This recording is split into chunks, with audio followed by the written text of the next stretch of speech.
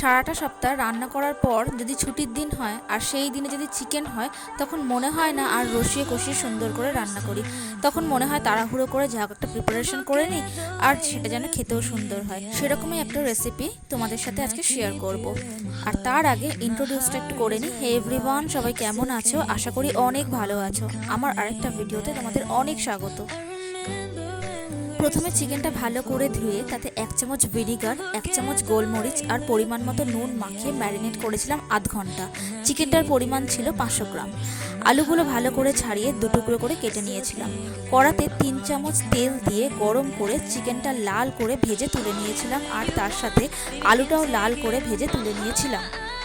অন্যদিকে মিক্সিতে 6টা পেঁয়াজ, একটা রসুন, কিছুটা আদা, 2টো তেজপাতা, 7-8টা কাঁচা লঙ্কা, 1 চামচ চারমগজ, কিছুটা বাদাম অথবা কাজু বাদাম মিহি করে পেস্ট করে নিয়েছিলাম। এবার ওই তেলের মধ্যে আরও 1 চামচ তেল অ্যাড করে ভালো করে গরম করে পেস্টটা দিয়ে কষিয়ে নিয়েছিলাম যতক্ষণ না তেল ছেড়ে না দেয়।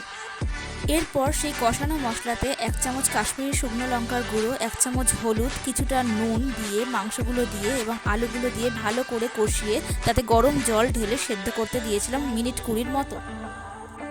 গ্যাসের ফ্লেমটাকে লো করে তাতে কিছুটা কাসুরি মেথি এবং কিছুটা ধনে পাতা দিয়ে চাপা দিয়ে রেখে দিয়েছিলাম কিছুক্ষণ। এরপর স্ট্যান্ডিং টাইম দিয়েছিলাম। তারপর চাপা খুলে ওতে 1 চামচ মাখন এবং শেষে একটা বাটিতে কিছুটা চারকোল পুড়িয়ে তাতে ঘি দিয়ে চাপা দিতে হবে কিছুক্ষণ। বাস, আমাদের রান্না রেডি। এবার আমার মতো কুড়েদের জন্য এটাই হচ্ছে বেস্ট ডিনার। যাই হোক, এটা কোনো ভালো রাঁধুনি দিদিদের জন্য নয়, এটা শুধুমাত্র যারা সারাদিনের পরিশ্রম করার পর টায়ার্ড হয়ে যায়, শুধুমাত্র তাদের জন্যই এই রেসিপিটা। দিয়ে তোমরা একবার রুটি দিয়ে খেয়ে বলো রেসিপিটা কেমন হয়েছে। ততক্ষণের জন্য বাই বাই। আর ভিডিওটা ভালো লাগলে অবশ্যই লাইক, শেয়ার, কমেন্ট এবং সাবস্ক্রাইব করে দিও। টাটা।